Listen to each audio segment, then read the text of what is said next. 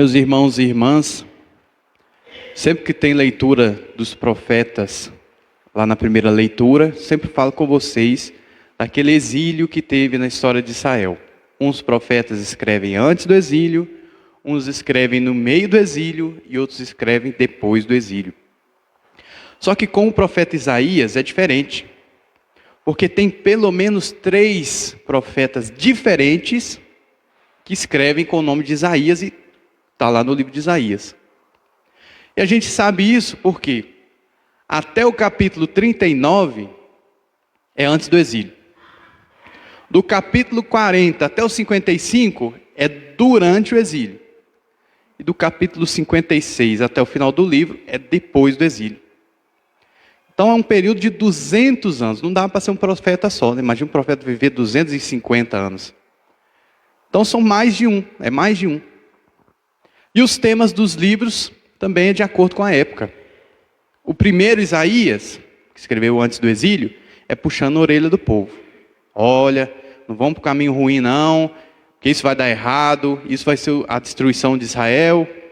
O povo não ouviu, foi para o exílio. Aí vem o segundo Isaías, o capítulo 40 começa assim: consolai, consolai o meu povo. Porque o povo está lá no exílio, então o profeta vai consolar o povo, dar esperança. Então esse é o trabalho do segundo Isaías. E o terceiro é quando Deus já libertou o seu povo, só que aí o povo não quer voltar. Porque Israel está tudo destruído, está tudo acabado, o que eu vou fazer lá, né? Então estava todo mundo querendo ficar na Babilônia. Então o terceiro Isaías quer que o povo volte. Pronto, já dei uma aula de Bíblia, agora vamos para a primeira leitura. Essa leitura ela é retirada desse segundo Isaías, capítulo 43. Então o povo está no exílio. É natural, para quem está numa situação de escravidão, ficar lembrando do passado. Ah, era bom ela lá em Israel. Nossa, que saudade de Jerusalém. Nossa, que bom quando Deus salvou o povo lá no Egito. Agora nós estamos tudo na escravidão. E aí o profeta vem dizer para eles: não relembreis coisas passadas, não olheis para fatos antigos. Eis que eu farei coisas novas e que já estão surgindo. Então Deus anuncia para eles, não precisa ficar lembrando do passado, olha para frente. Deus irá fazer coisas novas. E essa profecia tanto se cumpriu, que o nosso salmo é uma resposta, é o canto do povo de alegria por Deus tê-los tirado lá do exílio. O salmo diz assim: quando o Senhor reconduziu nossos cativos, parecíamos sonhar. Encheu-se de sorriso nossa boca, nossos lábios de canções. E até entre os gentios se dizia: maravilhas fez com eles o Senhor. Exultemos de alegria. Então veja o povo todo feliz voltando para casa. Salmo 125. Então, primeira leitura. O povo está no exílio, olhando para o passado. E o profeta diz para eles: deixa o passado no passado, olha para frente. Segunda leitura. São Paulo, quando ele escreve a carta aos Filipenses, ele estava preso. Ele fala lá para o povo que ele está em correntes, ele se despede. Então se vê claramente que ele estava preso e achando que ele ia morrer ali na cadeia. Dali ele não escapava. E aí ele começa, se a gente for parar para pensar como era a vida de São Paulo, ele tinha um futuro brilhante pela frente. Ele era cidadão romano, ele era tremendamente inteligente. Se fosse na linguagem de hoje, a gente poderia dizer que os pais dele mandaram ele para estudar na capital, já que São Paulo foi estudar lá em Jerusalém. Ele falava grego, ele falava hebraico, ele era cidadão romano. Então ele tinha tudo para ser um grande no mundo. E se a gente olha do ponto de vista humano, quando ele escreve essas frases, ele está na cadeia, está condenado à morte. Então São Paulo, do ponto de vista humano, a vida dele foi um fracasso. Depois que ele conheceu Jesus, fez assim, de bicou para baixo. Mas aí ele escreve essas palavras surpreendentes. Considero tudo como perda diante da vantagem suprema que consiste em conhecer Cristo Jesus, Por causa dele eu perdi tudo. Considero tudo como lixo para ganhar a Cristo. Então veja que se do ponto de vista humano, São Paulo fez assim a vida dele, né? Ele considera tudo que a vida dele passada, todas as possibilidades, tudo é nada, tudo é lixo diante de conhecer Cristo Jesus. E aí no final desse trecho que nós ouvimos, ele diz assim: uma coisa, porém, eu faço, esquecendo o que fica para trás, eu me lanço para o que está na frente. Então aí, um conselho para nós. Igualzinho da primeira leitura. Na primeira leitura não dizia para o povo: olha, esquece o passado, olha para frente que Deus vai realizar maravilhas agora. São Paulo diz a mesma coisa. Esquecendo o que fica para trás, a vida que ele tinha, as oportunidades que ele tinha, toda a carreira humanamente feliz que ele tinha, tudo fica para trás. E ele diz: e eu me lanço para o que está na frente. Se lançar à frente é muito diferente de caminhar. Caminhar você está sem pressa. Se lançar, lembra a atitude daquela pessoa que está se afogando. Aí alguém joga uma corda, uma boia, uma coisa assim, e a pessoa se joga, se lança como a única salvação. Essa atitude que nós temos que ter em relação a Jesus Cristo. Às vezes a gente está com muita preguiça de seguir o Senhor. Ao invés de ir se lançar a vida de fé, a gente vai fazendo hora, gatinho um bocado, anda um pouquinho, para, volta. Então as duas leituras dizem para nós: para de olhar para o passado, olha daqui para frente. E aí vem o Evangelho, um dos evangelhos mais bonitos que tem na Sagrada Escritura. Vocês podem reparar que todo o filme de Jesus, eles filmam essa cena, porque realmente é muito marcante. Jesus estava lá no templo ensinando. Aí chega uma multidão, um bando, com a coitadinha de uma moça. Provavelmente a moça, com toda certeza, estava chorando.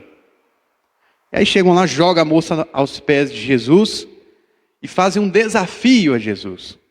Que diz aqui o Evangelho que a intenção deles era experimentar Jesus. Quando Moisés fez a lei, e uma lei muito dura, aquele que comete adultério deve ser apedrejado, o homem e a mulher. Era para justamente defender a família, defender o matrimônio. Mas a intenção desses homens não era defender o matrimônio. A intenção deles era experimentar Jesus. Outro detalhe que nós podemos tirar aqui, e que nos fala um pouco de quem eram essas pessoas que levaram essa moça, diz assim: mestre, esta mulher foi surpreendida em flagrante adultério. Então era flagrante, eles viram a mulher lá. Mas se foi em flagrante adultério, cadê o homem? Que ela não praticou adultério sozinha. Sozinha não dá para praticar adultério. Cadê o cara? Se eles estavam mesmo querendo cumprir a lei, por que estavam cumprindo só pela metade? Talvez, a gente só pode especular, né? Porque o Evangelho não fala.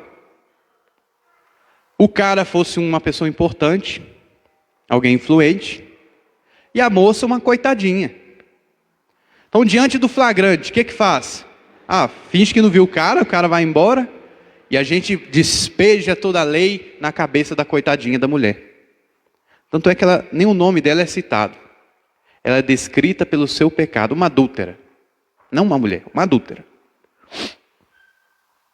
Então chega aquela multidão, diz para Jesus: mestre, veja que hipocrisia, ainda chama Jesus de mestre. Mestre, esta mulher foi surpreendida em flagrante adultério. Moisés na lei mandou apedrejar tais mulheres. Que dizes tu? É quase uma pergunta assim: você concorda com Moisés ou você é contra Moisés? Se Jesus diz, não, se Moisés diz, então pode apedrejar. Ele estaria cometendo um crime, porque o Império Romano reservava para si a pena de morte. As pessoas não podiam apedrejar ninguém até a morte. Então ele estaria cometendo um crime e dando motivo para ser preso. Primeira coisa. Segunda coisa, Jesus era conhecido pela sua misericórdia. Os inimigos dele acusavam ele: olha, ele anda com pecadores, com prostitutas, é um comilão e um beberrão. Então, aí ele ia perder também toda a fama que ele tinha com o povo de ser misericordioso. Mas ao contrário, se ele diz assim, ó, não apedreje a moça, todos esses aqui que estavam chamando ele de mestre, iam sair dizendo, olha, esse homem não presta não, ele é contra a lei. Ele é contra Moisés. Moisés diz uma coisa, ele diz que Moisés está errado e ele que está certo. Então vejam como era uma armadilha. Jesus então, diante daquela pergunta, se agacha e começa a escrever. Escrever no chão com o dedo. O único momento no Evangelho em que se diz que Jesus escreveu. E aí todo mundo, claro, obviamente, esperando a resposta dele, achou que deve ter achado aquilo estranhíssimo. E está lá observando Jesus escrevendo. Vendo que Jesus não ia responder, eles voltam a perguntar. O que dizes tu? Nessa atitude de Jesus, a gente já aprende uma coisa. Se está todo mundo agitado, se está todo mundo sob forte emoção, seja de raiva, seja de tristeza, de surpresa, não é momento de tomar decisões. Porque no meio da forte emoção, a gente só faz besteira. Quantas coisas não foram ditas no momento de raiva, que passada a raiva a gente se arrependeu. Quantas decisões foram feitas no momento de grande emoção, que depois a gente se arrependeu.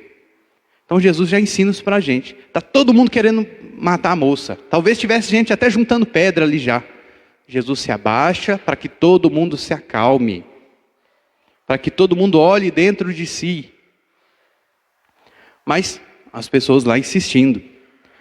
Então Jesus dá essa resposta brilhante. Quem dentre vós não tiver pecado, seja o primeiro a atirar-lhe a pedra.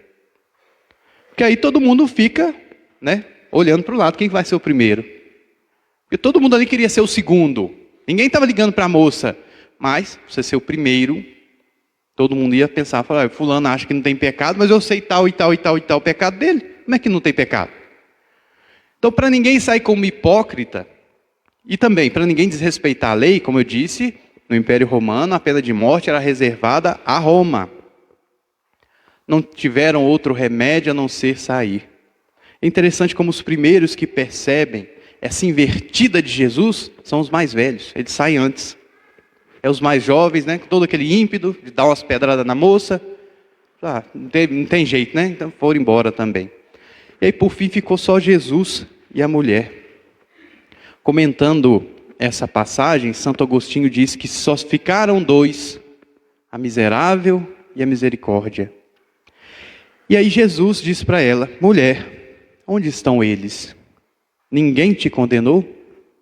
Ela respondeu, ninguém, Senhor. Então veja que aqui, o único que podia condená-la é Jesus, porque Jesus não tinha pecado. E ele respondeu, eu também não te condeno.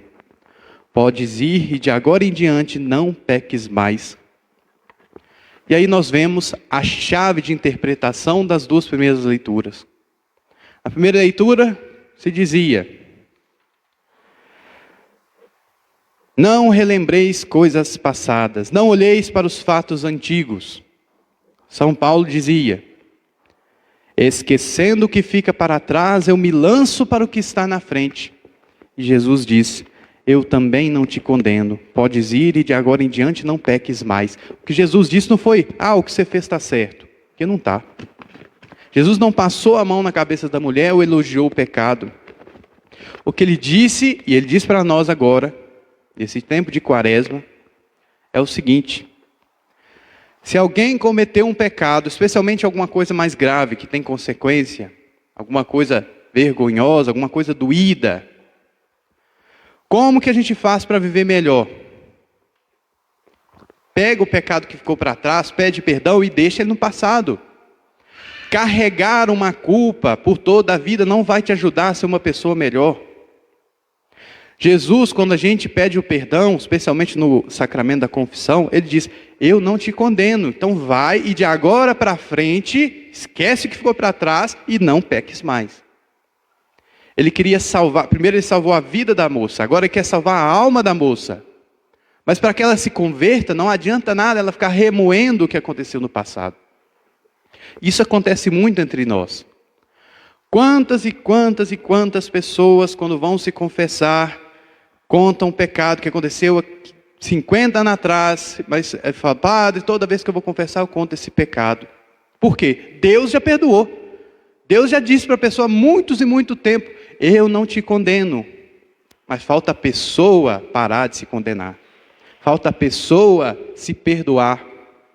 E fazer igual Jesus falou, de agora em diante, não peques mais. Então, deixa o passado para trás.